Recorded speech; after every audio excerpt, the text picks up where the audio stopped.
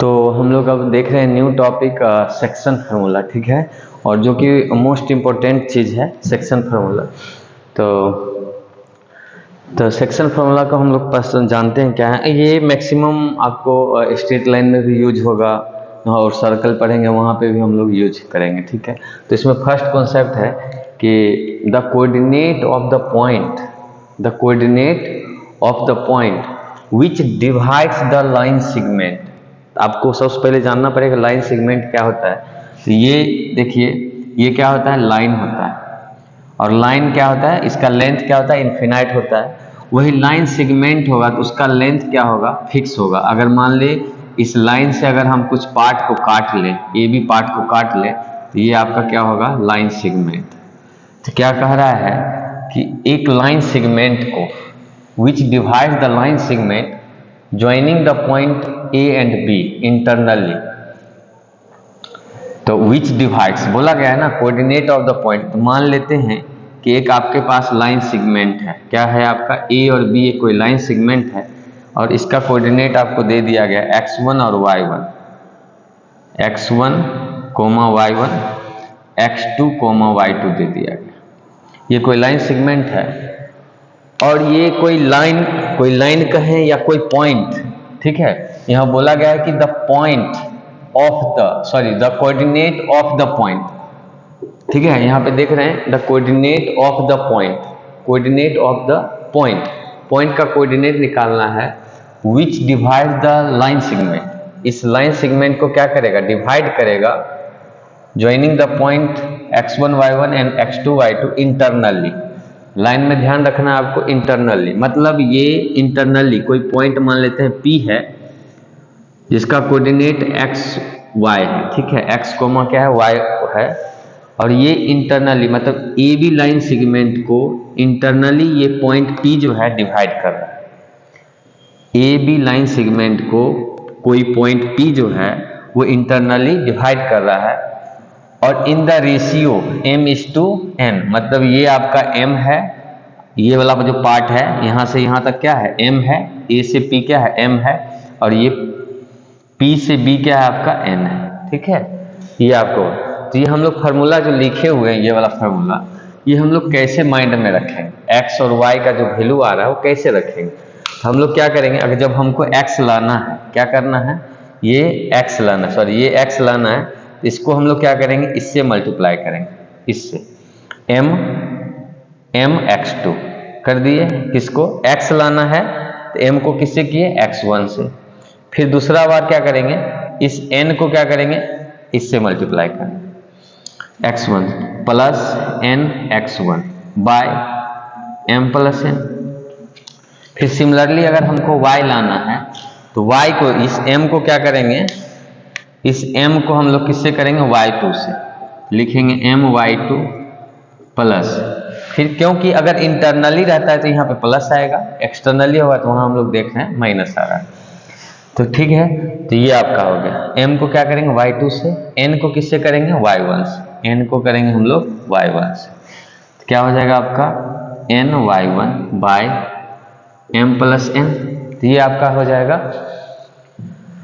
Point, coordinate हम लोग निकाल लिया। सिमिलरली वही है कि हमको बोला गया है कि सेकेंड कॉन्सेप्ट में the coordinate of the point which divides the line segment. अब यही पॉइंट है, वो क्या कह रहा है कि इंटरनली, मतलब देख रहे हैं दोनों के बीच में, इंटरनली नहीं कह के एक्सटर्नली डिवाइड कर रहा है। मान लेते हैं कि ये कोई लाइन सेगमेंट है और ये या तो इधर से डिवाइड कर दिया कोई पॉइंट, या हो सकता है कि इधर भी डिवाइड कर सकता है। तो वो एक्सटर्नली अगर डिवाइड करता है कितना रेशियो में, m:n रेशियो में, तो उसमें जब इंटरनली लेते हैं तो यहाँ प्लस लिख रहे हैं, फार्मूला में कोई अंतर नहीं, और यहाँ एक्सटर्नली है तो यहाँ क्या होगा, माइनस, ठीक है। ये आपको ध्यान रखना है। वही अगर कह दें कि कोई एक लाइन सेगमेंट है, क्या है, कोई लाइन सेगमेंट ए बी है और कोई पॉइंट P जो है उस लाइन सेगमेंट को इक्वल भाग में बांटता है। इस ए बी लाइन सेगमेंट है जिसका ए का कोऑर्डिनेट क्या है, x1 y1, दूसरा इसका कोऑर्डिनेट है x2 y2। हम कह रहे हैं कि कोई पॉइंट P जो है इस लाइन सेगमेंट को बराबर भाग में बांटता है। इसका मतलब हम लोग कह रहे हैं कि AP बराबर क्या होगा, BP। ठीक है, AP बराबर क्या होगा, BP। तो ये जो डिस्टेंस दोनों क्या है, बराबर है, इसका मतलब हम लोग जान रहे हैं क्या है, P तुम्हारा क्या है, मिड पॉइंट, क्योंकि ये डिस्टेंस क्या है। इसका मतलब ये P पॉइंट जो है इस लाइन सेगमेंट को बाइसेक्ट करता है। बाइसेक्ट मतलब दो बराबर भाग में बांटता है। तो जब दो बराबर भाग में बांटता है तो हमको ये पॉइंट चाहिए, P पॉइंट चाहिए, जिसको हम लोग मिड पॉइंट कहते हैं। उसका कोऑर्डिनेट क्या होगा, x1 x2 बाय 2। उसी तरह y1 प्लस y2 बाय क्या होगा, 2।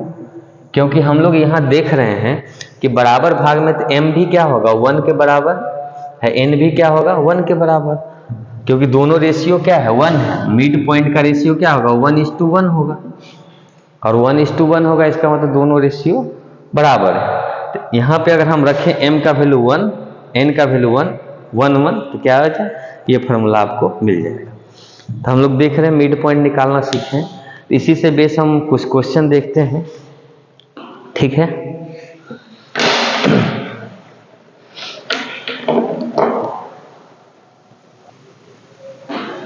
तो हम लोग सेक्शन फार्मूला से रिलेटेड हम लोग दो क्वेश्चन लिए हैं। तो उसमें हम लोग फर्स्ट क्वेश्चन देखते हैं कि फर्स्ट क्वेश्चन आपका क्या है कि find the coordinate of point on the line joining the point. मान लेते हैं कि P और Q मिलके एक लाइन ज्वाइन किया। ठीक है, ये P आपका दे दिया गया है 3, -4 और Q भी दे दिया गया आपका -2, 5। That is twice as far from P। यहाँ पे एक लाइन मिस है, P, यहाँ पे P होगा, from P as far, यहाँ पे P होगा। तो यहाँ पे बोला गया है कि पॉइंट P दिया गया है और Q दिया गया है। That is twice as far from P, मतलब हमको बोला गया कि find the coordinate of point on the line. अब जो ये लाइन है, जो लाइन ज्वाइनिंग किया गया या जो लाइन सेगमेंट है, इस लाइन सेगमेंट पर एक पॉइंट कोई होगा जिसमें से P से क्या होगा, दुगुना होगा। P से क्या होगा, दुगुना होगा। मान लेते हैं कि इस P से क्या मान लेते हैं, यहाँ पर दुगुना होगा और Q के रेस्पेक्ट में मान लेते हैं यहाँ पर हम लोग एक R पॉइंट मान लिए।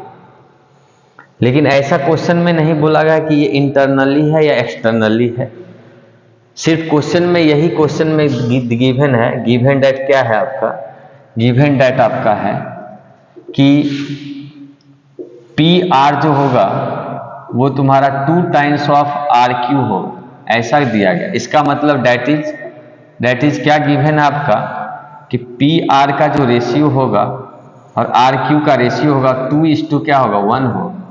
मतलब आपका M अगर मान लेते हैं 2 है तो N क्या होगा, 1 होगा। अब ये क्वेश्चन में ऐसा नहीं बताया गया, हम लोग फिगर बनाए हैं केवल इंटरनली का, क्योंकि इंटरनल डिवीजन है। हो सकता है कि ये R पॉइंट यहाँ नहीं होके यहाँ होगा, और ये डिस्टेंस मान लेते हैं कि ये R पॉइंट यहाँ पर होगा, तो यहाँ से ये जो डिस्टेंस देख रहे हैं वो PR, वो क्या होगा, 2 टाइम्स ऑफ क्या होगा, RQ। ये भी हो सकता है। तो यहाँ पर क्या है कि दो पॉसिबिलिटी है। तो हम लोग रेशियो निकालनी है कि M का वैल्यू 2 होगा, N का वैल्यू क्या होगा, 1 होगा। तो हम लोग फिर लिखते हैं फॉर इंटरनल डिवीजन के लिए, और दूसरा हम लोग निकालेंगे एक्सटर्नल डिवीजन के लिए। फॉर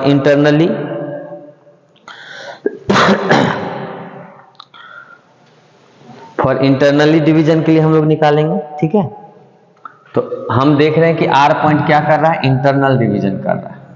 M भी मालूम है, N भी मालूम है, तो यहाँ पर X का वैल्यू क्या जानते हैं, M x2 plus N x1 by M plus N।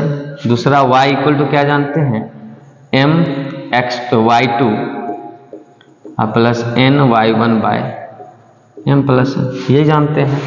तो हम लोग यहाँ पे देखेंगे कि x2 क्या है, तो इधर वाला हम लोग लेते हैं x2, Q का वैल्यू x2 ले लेते हैं। तो ये हो जाएगा तुम्हारा 2 इंटू -2 प्लस N मतलब 1 इंटू 3/2 + 1 कितना हो जाएगा -4 + 3/3, इसका मतलब -1/3। यहाँ पे सिमिलरली y2 कितना हो जाएगा, y2 5, तो यहाँ पर होगा m, मतलब 2 × 5 + n, मतलब 1 × -4/2 + 1 कितना हो जाएगा 10 -4/3, मतलब 2 आपका आ जाएगा। तो हम लोग पॉइंट देख रहे हैं, अगर इंटरनली डिवीजन करता है r पॉइंट आपको क्या निकल के आ गया, तो -1/3 और 2, ये आपका r पॉइंट आ गया। किसके लिए, तो इंटरनल डिवीजन के लिए। देख लेते हैं एक बार, आपका -1/3 और 2 आ रहा है, ठीक है। तो ये आपका किसका हो गया, r का कोऑर्डिनेट हो गया। क्या किसका हो गया, r पॉइंट का कोऑर्डिनेट, जो कि हम लोग किसका बोल रहे थे कि ये इंटरनल डिवीजन होगा, तब इंटरनली डिवीजन होगा तो r का कोऑर्डिनेट हम लोग निकाल लिए -1/3 और 2। सिमिलरली क्या है कि ये फॉर एक्सटर्नल डिवीजन निकालते हैं, फॉर एक्सटर्नली डिवीजन अगर होगा तो फॉर एक्सटर्नली के लिए हम लोग जान रहे हैं कि x का वैल्यू क्या लिखेंगे, mx2 - nx1/m - n। हमको रेशियो मालूम है, फॉर्मूला में डायरेक्ट पुट कर देना है, तो यहीं पे हम लोग वैसे लिख देते हैं। क्या होगा 2, यहाँ पर क्या आ जाएगा x2, मतलब x2 आ जाएगा -2 -1 इंटू कितना है 3 बाई क्या होगा 2 - 1 कितना होगा -4 -3, ठीक है, -4 और -3/1, इसका मतलब हो जाएगा -7, और y का वैल्यू आपका हो जाएगा my2 - ny1/m - n। तो यहाँ हो जाएगा आपका 2 - y2 कितना है 5 -1 इंटू y1 -4/2 - 1 कितना होगा 10 + 4/1 मतलब 14। तो एक्सटर्नल डिवीजन में r का पॉइंट -7 और 14 आ रहा है, -7 और 14 देख लेते हैं, ठीक है। तो हम लोग का कोऑर्डिनेट मिल गया, ठीक है। तो इस क्वेश्चन में आपको यही ध्यान में रखना है कि यहाँ पर दिया गया है कि that is twice as far from p से क्या होगा, दुगुना होगा। मान लेते हैं कोई एक p पॉइंट है और ये q पॉइंट था, इसमें एक ऐसा पॉइंट होगा p और q, एक ऐसा p पॉइंट कोई पॉइंट होगा जो क्या करेगा, इसको डिवाइड करेगा, इंटरनली करे या एक्सटर्नली करे, लेकिन p से क्या होना चाहिए, दुगुना होना चाहिए। अगर मान लेते हैं कि इंटरनली होगा तो ये होगा, ये r कोई पॉइंट होगा, ये इंटरनली होगा, ये 2 पार्ट होगा, ये क्या होगा सिंगल पार्ट होगा, तो m का वैल्यू कितना होगा 2, इधर हो जाएगा 1। लेकिन अगर वही एक्सटर्नली रहता तो हम लोग ये p लिखते, ये q लिखते, r मान लेते हैं या तो यहाँ होगा नहीं तो यहाँ होता, लेकिन अगर हम इधर लेते हैं तो थोड़ा छोटा पड़ेगा, तो इसलिए हम लोग r का वैल्यू यहाँ लेंगे, तो ये हो जाएगा आपका 2 टाइम्स, मतलब ये आ जाएगा आपका यहाँ से यहाँ तक क्या होगा m, और इतना दूर आपका क्या हो जाएगा n, ठीक है। तो ये आपका यहाँ से यहाँ तक m का वैल्यू क्या होगा 2 और ये आपका वैल्यू 1।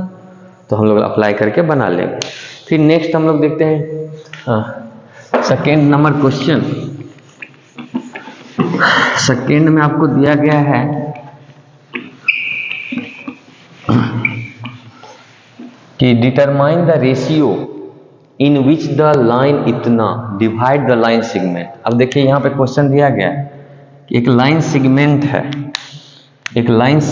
है, मान लेते हैं कि ये तुम्हारा P है 1,3 और ये है 2,7, ये लाइन सेगमेंट है PQ तुम्हारा क्या है लाइन